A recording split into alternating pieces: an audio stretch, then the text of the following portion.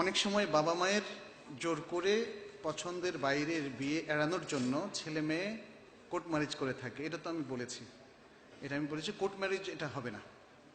বাবা মায়ের পছন্দের বাইরে একটা জিনিস খেয়াল করেন, এই পৃথিবীতে আমাদের সবচেয়ে কাছের মানুষ হচ্ছে বাবা এবং মা।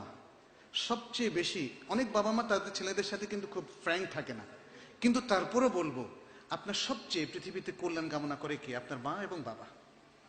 আপনার মা কোনো সন্দেহ নেই, এবং আপনার বাবাও। তাহলে তাদেরকে ইগনোর করে আপনি ডিসিশন নিতে যাচ্ছেন কেন? আপনার বিয়ের ডিসিশনটা মানে একজন মুসলিম হিসাবে আপনার সবচেয়ে গুরুত্বপূর্ণ একটা ডিসিশন। অতএব এই ডিসিশনে আপনার যিনি সবচেয়ে বেশি হিতাকাঙ্ক্ষী আপনার বাবা এবং মা, তাদের সাথে একটু কনসাল্ট করা উচিত, তাদের একটু মতামত নেওয়া উচিত। যেই মা আপনাকে এত কষ্ট করে মানুষ করেছেন, যে বাবা আপনার জীবনের মানে আপনি সক্ষম হওয়া পর্যন্ত আপনার পুরো খরচ দিয়েছেন, আপনি তাদেরকে কেন ইগনোর করবেন? তাদেরকে কেন পাশ কাটিয়ে যাবেন? আপনার যদি কোনো বক্তব্য থাকে আপনি তাদের সাথে শেয়ার করেন, আপনি কনভিন্স করেন আপনার বাবাকে, মাকে। এখানে আসলে দূরত্বটার কারণে অনেক সময় আমরা মানে জিনিসটা বুঝে উঠতে পারি না। যেমন একটা ছেলে একটা মেয়েকে পছন্দ করেছে, কিন্তু মেয়েটা আসলে ভালো না, কিন্তু পছন্দর মানে ব্যারোমিটারটা এতই উঠেছে যে সে এখন দুনিয়া উল্টে যাবে, কিন্তু এখানে সে বিয়ে না করে থাকবে না। ঠিক একই অবস্থা মেয়েদের ক্ষেত্রে এরকম হয় যে একটা রাস্তার ছেলেকে পছন্দ করে বসছে, অথচ তার বংশ কৌলিন্য, তার দিনদারি, তার সবকিছুর সাথে কিছুই ম্যাচ করে না। আচ্ছা আপনি বলুন, আপনার সবচেয়ে হিতাকাঙ্ক্ষী বাবা মা কি করে রাজি হতে পারেন? কিন্তু আপনি তো হৃদয় দিয়ে ফেলেছেন, মুশকিল হয়ে গেছে, এখন এটাকে আর উঠানো যাচ্ছে না।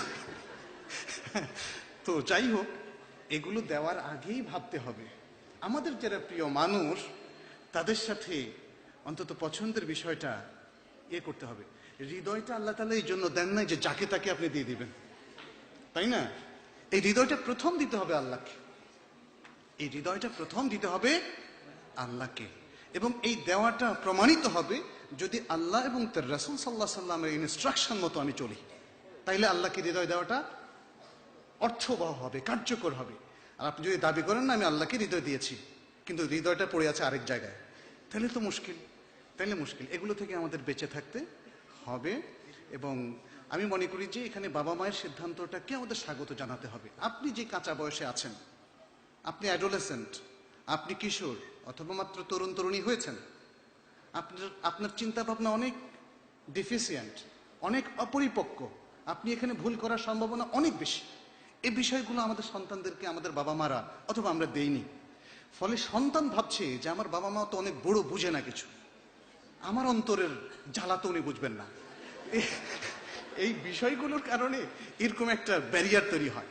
তখন দেখেন কি মারাত্মক একটা পজিশন, মেয়ে সে বাড়ি পালিয়ে বিয়ে করে কোর্ট অফিসে গিয়ে, আর ছেলেটা তো আরেকটু সাহসী হয়, স্বাভাবিক। এই বিষয়গুলো বন্ধ করতে হবে। এই বিষয় মাতৃর ওয়ালি ছাড়া বিয়ে হলো, এখন ওয়ালিরা জানতে পারলেন, কারণ বিয়েটা তো সাধারণত গোপনেই হয়, অনুমতি ছাড়া বিয়েটা গোপনেই হয়। তো সেক্ষেত্রে তারা নসিহত করবেন, তারা মেয়েকে বোঝাবেন এই বিয়েটা শুদ্ধ হয় নাই, এবং এটা ওয়াজিব। কিন্তু বাবা মার এই মেসেজটা সন্তানের কাছে কনভে করাটা ওয়াজিব। তাকে, যেহেতু তার বিয়েটা শুদ্ধ হয়নি, তাহলে তাদের সংসারটা তো শুদ্ধ না।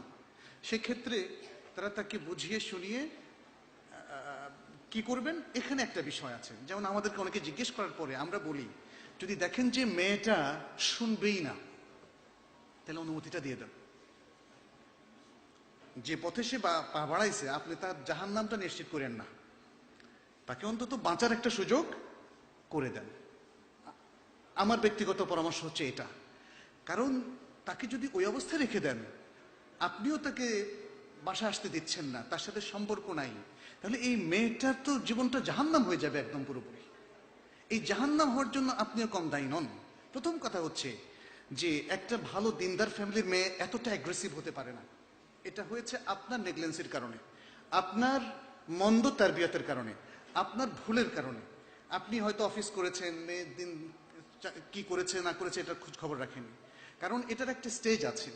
প্রথমে দেখবেন যে গল্পের বই পড়ে, হুমায়ুন আহমেদ ইত্যাদি নানা বই পড়তে থাকে, এবং তারপরে আস্তে আস্তে প্রেমের একটা ধারণা জন্ম নেয়। কারণ সেখানে নায়ক নায়িকারা এত বেশি প্রেম করেন আমাদের কবিতার মধ্যে, সাহিত্যিকের মধ্যে, তখন হাওয়ায় উঠতে থাকে। এবং তারপরে সুযোগ বুঝে কারোর সাথে অ্যাটাচড হয়ে যায়।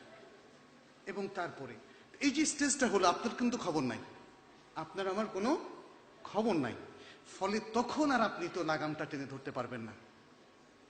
এই জন্যে আপনি যখন অতই ছাড় দিয়েছেন, অনুমতি দিয়ে ছাড় দেন, অনুমতি দিয়ে ছাড় দেন, তাদেরকে শুদ্ধ করেন।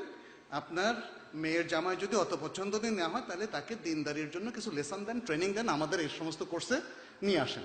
এই